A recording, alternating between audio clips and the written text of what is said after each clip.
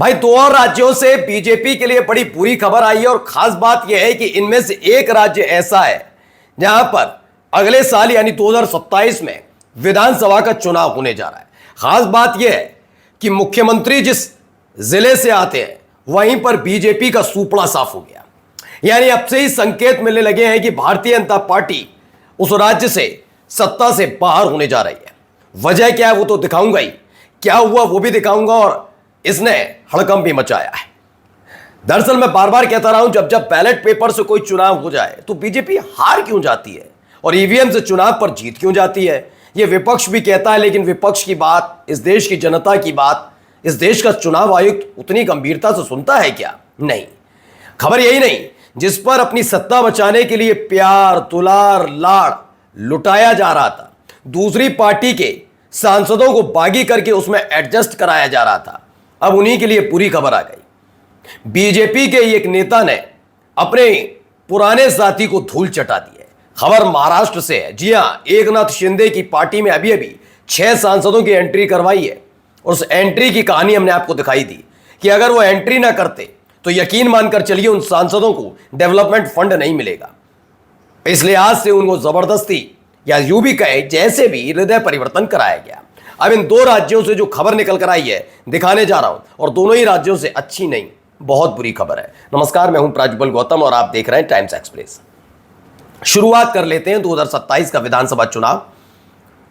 2027 में उत्तर प्रदेश में भी वोटिंग होनी है और सबसे खास एक और है कि उत्तराखंड। दरअसल हरियाणा की तर्ज पर उत्तराखंड में भी भारतीय जनता पार्टी लंबे समय से सत्ता में है। चेहरे बदले, त्रिवेंद्र सिंह रावत थे, तीरथ सिंह रावत आए, अब पुष्कर सिंह धामी है। पुष्कर सिंह धामी का नाम इन दिनों वैसे भी चर्चा में रहता है। वैसे तो अमूमन आपने देखा होगा बीजेपी के नेता किस तरह की भाषा शैली का इस्तेमाल करते हैं संवैधानिक तौर पर, बैठने के बावजूद संवैधानिक पद पर।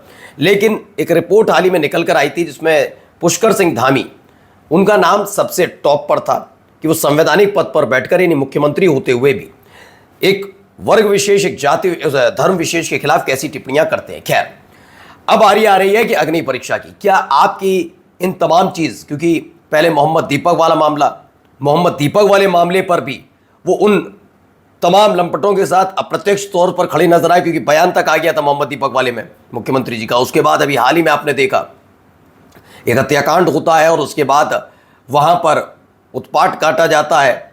बहुत सारी चीज़ें उत्तराखंड के अंदर नीचे चलती रहती हैं। ये मजार नहीं होगी, ये मस्जिद नहीं होगी, ये कब्रिस्तान नहीं होगा, ये नहीं करने दूंगा, मैं वो नहीं करने दूंगा, तमाम चीज़ें।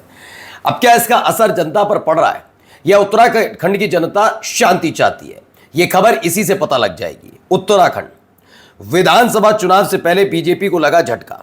जी हाँ, एक बड़ा झटका बीजेपी को लगा है। इसमें निकाय की 3 में से 1 सीट पर जीत मिली है। 3 सीटों में से 1 सीट पर ही जीत मिल पाई। खास बात आप कहेंगे कम से कम 1 सीट जीत तो ली, नहीं, बात निकाय चुनाव भी नहीं है इतना, उसके आगे की कहानी समझिए।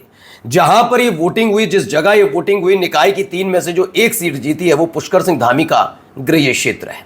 यानी मुख्यमंत्री का दबदबा अपने पूरे प्रदेश में छोड़िए, अपने क्षेत्र में ही नहीं बचा। हालत यह है कि निर्दलीय बीजेपी के प्रत्याशियों को हरा दे रहे हैं और ये सब तब हो रहा है क्योंकि बैलेट पेपर से चुनाव होता है। ठीक है, उत्तराखंड के 3 निकाय चुनावों में सत्ताधारी बीजेपी को केवल 1 सीट नरेंद्र नगर पर निर्विरोध जीत मिली, वो भी। अगर यहां पर भी कंपटीशन हो जाता तो आप जानते क्या होता। जबकि 2 पर निर्दलियों ने बाजी मारी।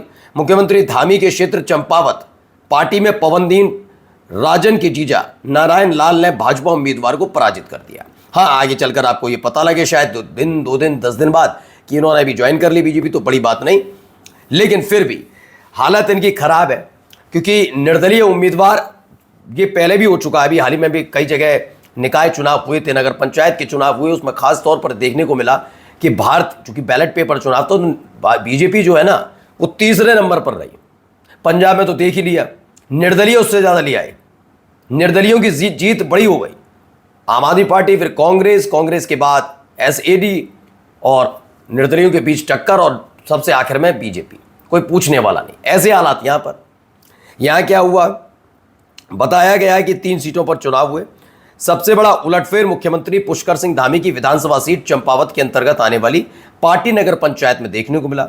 यहां अध्यक्ष पद के लिए मतों की 3 बार रिकाउंटिंग कराई गई।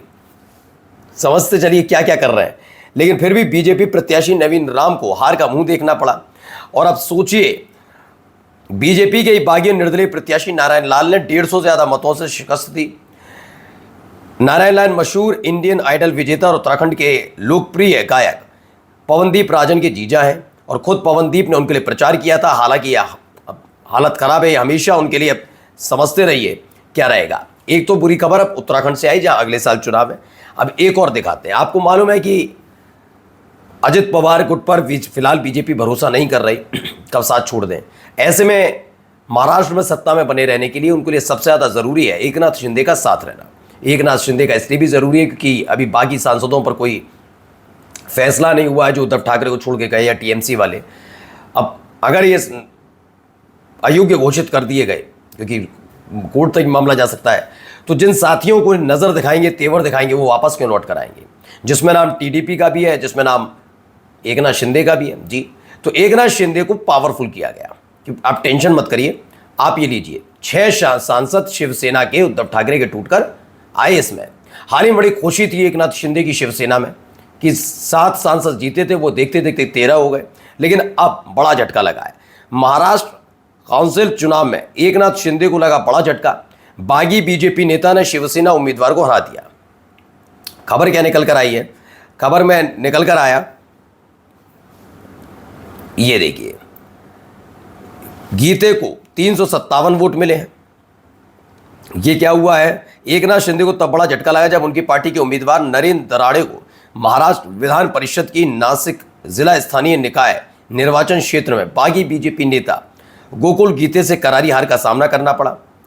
इसमें बताया गीते को 357 वोट मिले जबकि दराड़े को 248 वोट मिले और इस तरह गीते 109 वोटों से जीत गए। दराड़े एकनाथ शिंदे के नेतृत्व वाली शिवसेना से जुड़े और अब यहाँ पर इनके लिए बड़ा झटके के तौर पर माना जा रहा है कि भाई ये हालत कहाँ से लाकर कहाँ खड़ी कर दी।